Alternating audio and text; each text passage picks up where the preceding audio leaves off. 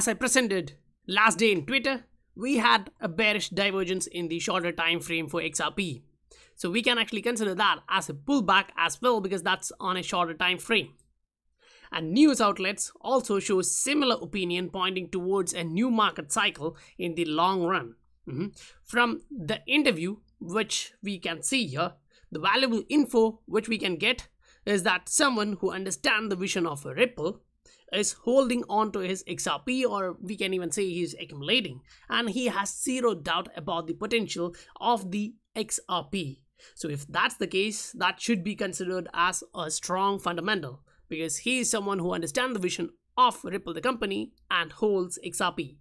If this tweet from Mac Attack XRP is true, then we will be watching more inflow from small cap altcoin investors jumping into XRP as well. Because at the same time, the fundamentals and the target price of XRP shows much more potential than many other digital assets in this room. Now, this is just the point of view from Stuart, and the calculation which he uses here, he supports his prediction using the calculations. But different analysts will be using different fundamentals, technicals, and their own calculations to reach their targets, and it's all kind of valid based on what the data they are presenting. Now, when we look at this one, it's directly or indirectly we can actually see the things are evolving, right? As millennials and institutional money targets long-term profit in the cryptocurrency markets, they are entering it directly. And at the same time, if we look at this, directly or indirectly, the status quo, which is the SWIFT for payments, is also leaning towards the disruptors. In this case, we understand it's RippleNet, the digital asset XRP, whether it's using R3 Coda or directly through RippleNet, that doesn't actually matter. If you are coming into an interledger protocol system where the distributed ledger acts in a way that different ledgers can communicate with each other in an era of interoperability while we implement the ISO 20022. And then we can see this. All of these point towards profit and wealth for those who understand this market. Because in yesterday's video, we talked very important topic, and 1 out of 5 of our subscribers watched it. That means 4 out of 5 didn't actually even consider that as important, which gives me an idea that only a few care about the real information without any kind of hype. But if there is a hype based on facts, that's cool. I'm on it. I also try to make it in that way so it's interesting. But I can say one thing for sure. Not many will be here when the price reach the peak of next cycle. If this is the case, that's for sure, because if you see 100% or 1000% gains, many would be tempted to take out their profit and leave the market. Welcome to the Scientific Investor family, where we discuss crypto and science behind investing regularly. If you see value from the content I'm providing here, do support the channel, hit that like button. If you would like to extend your support, you can use the links in the description from Patreon and PayPal. If you want to extend your support in a way that you can benefit from this, you can visit the Patreon and see what the other options there. Now, coming into the cryptocurrency arena, when we see the news outlets coming out like this, say new era, digital currency era, central bank era, and this legalization of Bitcoin in Russia, and the largest state-owned bank readies his stablecoin. So it's something like JP Morgan coin, JPM coin. We previously discussed about that, right? One out of another corporates, giants from banking, financial institutions, all are actually coming out with their own token or coin. So we are entering into a digitized or tokenized economy where they all will be having their own token. So what is actually required for them to communicate in between? They need a bridge asset, and what we discussed about in the previous video, that was really cool, right? So this one actually shows from the payments.com, Deutsche Bank on accelerating payments in the digital age. So things are going digital. We can actually understand that. There is no doubt about that. And we come here, not everyone is willing to go through one channel to be able to process a payment. Some would process their payments to their own enterprise resource planning solutions like SAP and others. Some don't even have issue using their own desktops, but many will use their own mobile devices. The world keeps changing on us in terms of channels. Now that is the case. We have competition for payments from one to another, from one geographical region to another. There are a lot of fintech companies coming out with innovative technologies. But what we can see is what they are building is a new system. They're trying to implement that, which require a predominant capital, pre-funded accounts, such a thing. And in order to be interoperable, they need to be in the ISO 20022. Once they all come into that one, then you have different ledgers.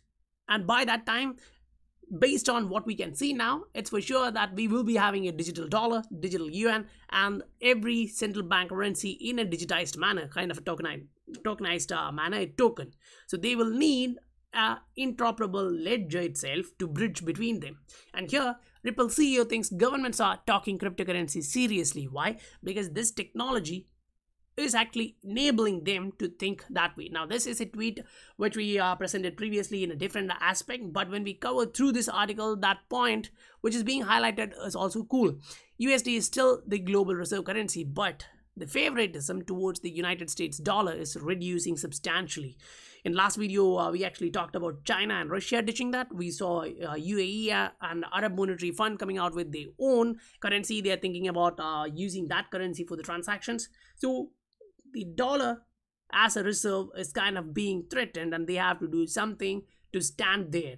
And automatically, as they are being threatened and different countries are coming out with their own coins, and institutions or giant banks within United States are becoming more and more digital. They are expanding mobile wallet system. Bank of America previously expanded into different regions like the Middle East and the Asia Pacific side, where they are enabling mobile wallets through which their customers can get more service and use payments in a different manner. This article shows Ripple partnership with Bank of America appears to be legit. Now, why should we even have a doubt when Ripple, the company, shows us Bank of America in their partners list? If you were here for last 2-3 years, you have already seen that, right? From the Google Ventures to Bank of America, these giants, when they support a company like Ripple, they understand the potential. Now, this one is kind of towards the technical side, showing that the accounts volume was up to 91% since July.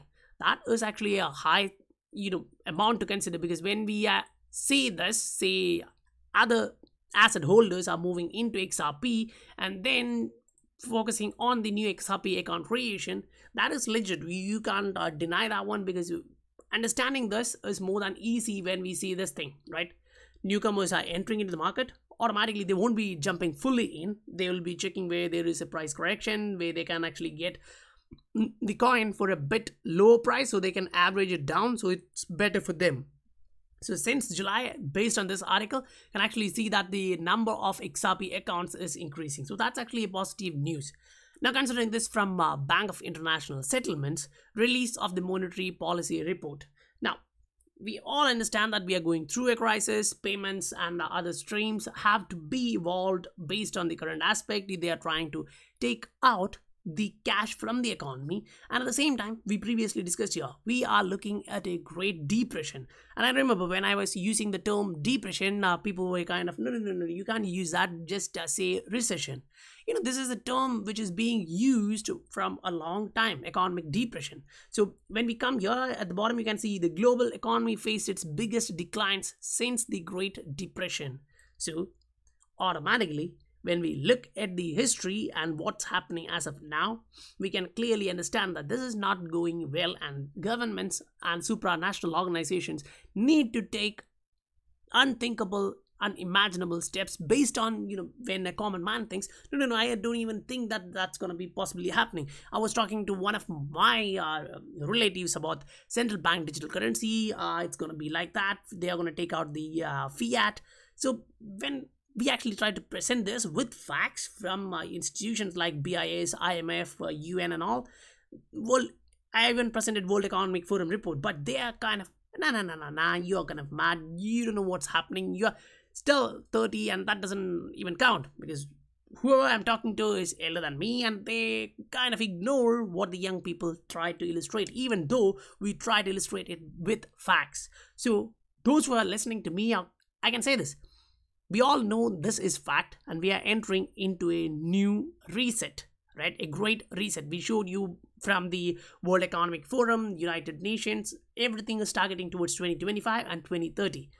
We are facing many uncertainties, the biggest of which is unknowable course of virus itself. They are talking about the current health crisis in which even cash can circulate through the economy, spreading that virus. So automatically everyone is considering taking out that cash and going cashless. When we are going cashless, that means automatically digital. If you even understand this or not, digital doesn't only mean tokenized economy. Currently, you have numbers in your ATM card, online banking, mobile banking, whatever. But it won't be that. It will be the digital dollar, digital yuan, digital euro, digital rupees. Like that, it would be different from that one. And this is an article showing XRP searches are trending on Google. Now, this is like 4 days before we kind of highlighted this. But when we can understand that this is happening, investors from other coins are jumping into this market, and at the same time new account creations are soaring. This really makes sense because new guys are also coming in, or at least those who are in other assets like Tron or any other small cap coins are now searching about XRP, what it is, the potential, the fundamental, the technical of the asset, and then they are creating new accounts. And then once they have that, they are moving from their other coin, say they are jumping ships from there. Now many of these small cap altcoins have already pumped majorities compared to XRP, BTC and ETH. They pumped massively, so now they are taking the profits from there and using that profit and capital they are moving into XRP, and that's actually a good news for the XRP community itself. And this is kind of just to show you guys that what's happening, and this is the reason one showing Binance US goes down and they assure that the funds are actually safe. There is nothing to worry about. Binance US has altered all trading and orders following the incident of some sort. Now, even when we saw the hack, 51% hack previously on BTC Cash, we were kind of concerned about the proof of work system, blah, blah, blah. And even recently, we came across something similar, a 51% hack. So here they are actually highlighting that this incident was not a hack. However, that's kind of a good news that this was not a hack. We will need much more clarity when they come out with that. Now, moving into the technical side, we can actually understand technicals in the shorter time frame. Looks like it dropped. Now, in previously when we were analyzing this, we were drawing a line which was kind of supporting all these area, and we were showing that there is a divergence, a bearish divergence. The MACD and RSI was going to the downside, and the price broke to the downside, and it is currently settling just above the 50-day moving average on the 4-hour chart. Now, if we take out all those markers and move into a daily chart and still look at the price, we can see that yesterday it closed on a red mark. But still, if you look at this mother candle, which is the green bullish shaped candle which broke to the upside here after this fluctuation, we are still inside that. So if you take a rectangle here and try to plot it from the mother candle here, you can understand we are still moving in that same volatility range. So that's nothing bearish for me in the longer time frame, say daily and weekly. Because if you look at here and concentrate, you can actually understand that the 50-day moving average is going to cross the 200-day moving average, which is kind of a bullish sign. We call it the golden cross. But majority of the time in a consolidative market or a bearish market, when the golden cross happens, the price comes to the downside. Or even in a bull market, what happens is like when we get this signal, majority of people would be jumping in, but at the same time, smart money would be taking out that profit and the price would tank a bit and reach the 20-day moving average and kind of consolidated that area, makes it a support and then move to the upside. So that kind of makes the smart money give them an opportunity to buy at even lower price or average down or take profit at the top and accumulate at the bottom. If we actually want to understand that, we can zoom back and then look at what previously happened while we were having these golden cross. Say if we had a golden cross here, say the 50-day moving average was crossing the 20-day moving 200-day moving average, and the price just started tanking. It went nearly till the 20-day moving average, just below that, and started then moving above, made a new high. It was kind of a distribution phase and then again went down. The distribution just after this breakout. And whenever we look at the Wyckoff pattern and understand that this is still in phase B, it hasn't entered phase C, then the spring and moving up, it didn't actually happen there. So yes, it is kind of sure that when we are in a bearish or consolidative market, the golden cross doesn't actually give you a symbol that it's going to go up high in short term. Instead, it shows you that once it happened here, the price came back below and then it moved up again. So after this golden cross, it took a bit time to really break to the upside. So we are now getting that golden cross after here. So it has to be seen whether we are going to bounce from here or just take a bit more time and then start that journey to the upside. Because if we understand the market of technical market, we can see that the price was respecting this particular level from a long time. We can understand like 2.5 years, and now that we have broke above that and we have even staying above that without retesting that, it's kind of a bullish symbol. So if we are coming back down and getting a bounce here, that's nothing to be worried about. But as far as I'm concerned about this thing, as I look, if the price is coming down and bouncing up, this area is a perfect rebuy for me. I was not buying in this area as I previously accumulated here, and my average was somewhere below. And now even if the price is actually coming down, and if I can get a buy somewhere near 2.4, 2.5, that's actually kind of a cool thing for me, not for the long-term trading. Instead, if I buy it there and sell it at 50 or 100 or 200% profit, that would do. Because I already have a bag, I'm holding my bag, which was kind of not the actual targeted amount of XRP which I wanted, like 50k, but it's something close to that. Not, that just close, it's a bit far, but really close in that manner. So whatever I'm looking at here is to buy something and the bounce, and then profit it in a shorter time frame, say next 6 months, next 9 months. Now, I consider that as a short term, and when I look at long term, I look at 2 to 5 years, 5 to 10 years. That's kind of long term for me. Now, while the market is kind of going down on a shorter time frame like daily or even 4-day, 12 hours and all, people get irritated, and newcomers or those who doesn't understand the price fluctuation always happens like that. They don't try to understand what's happening. So if we just plot a rectangle like it was present here, say we can just use it like this, right? So what I'm trying to illustrate here is the previous resistance here, and the previous support line here. So if you zoom out and plot this one, you can understand that there was a support previously, a resistance previously, support, then again a resistance. Now what's happening, if you look at this, say zoom out, put it on a 3-day or a weekly, it's up to you. You can actually do that based on your favoritism. What we can see here is price went above that, it tried to come back, and it's kind of bouncing from there. On a daily or weekly, it's not that clear, but when we on a 3-day or a weekly, it's not clear. But when we look at a daily chart, we can see that it went up. Okay, it broke above that range, and then it retested that range. Now that's for Ethereum, and from last couple of weeks we were talking, Ethereum is kind of showing the way of altcoins, the entire altcoins. Even XRP has to say that once XRP breaks to the upside, after a bit of time, once Ethereum was breaking to the upside, after a bit of time, XRP was following it. Now, as we showed you, many of you guys, that Wyckoff accumulation pattern, many of us already know what's happening in this one, right? If we look at this particular area, you can see that SOS at that phase D, it go above this previous range of resistance lines, and then it kind of consolidates or retests that area, and then boom, it goes to the upside. So if you look at Ethereum price, it's kind of showing you something similar. Now, yes, if this kind of makes a fake out or get back into this trading range, that's all neglected. It has to be reevaluated. But as of now, what we can see is the price is respecting this support and resistance area, and if it is bouncing from here, that's kind of a bullish symbol for Ethereum. And yes, I don't have much of an Ethereum, or can even say that I don't have Ethereum as of now. Previously, I had some when the price was just below the 100 mark. And I actually took that profit after, going through the fundamental analysis for many of things. Even though smart contracts and all exist, I understand fundamentally one area is sound. But unless until, they move into consensus mechanism, which gives them that scalability, currently they don't have that scalability. So anyway, I'm a bit on that one. But if you are looking just for profits, not for long-term fundamentals, then this is an opportunity when it bounces. Something similar can actually be seen on the altcoin market cap.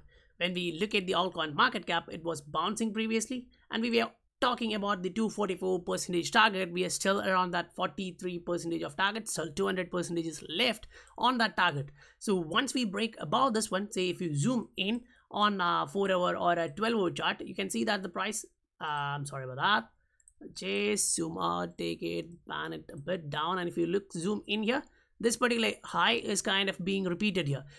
So if you move into a 12-hour or 4-hour chart, what you can see is a triangle in which the price is moving to the upside. Say this is the ceiling here, and for that ceiling the price is trending to the upside. So what happens when you repeatedly knock that door? You kind of tend to open that door and move to the upside. So that's for altcoin market cap, and the room after breaking up this one is like 200% more there.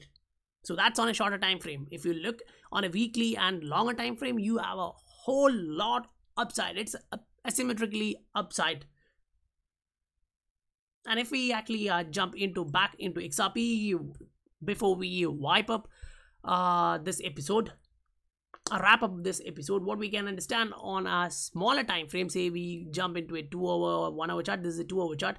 The price is just below the moving averages and is just retesting that moving average. So if we don't come above the moving average range in a 2-hour, 1-hour or 4-hour, chances are we may actually come back below the next moving average to get a bit of support. So that kind of shows us that bearish divergence which we saw on a 4-hour chart is still valid, and the price may come back down. But if we are respecting this moving average on a 4-hour chart, we are not going below, just faking out, but keeping into that range and moving to the upside, that's gonna be bullish. So that's all for today, guys. If you saw value in the content, do support the channel, hit that like button. If you are new here and haven't subscribed to the channel yet, do support that channel. Please hit that subscribe button. I'll meet you guys on the next video. Bye for now.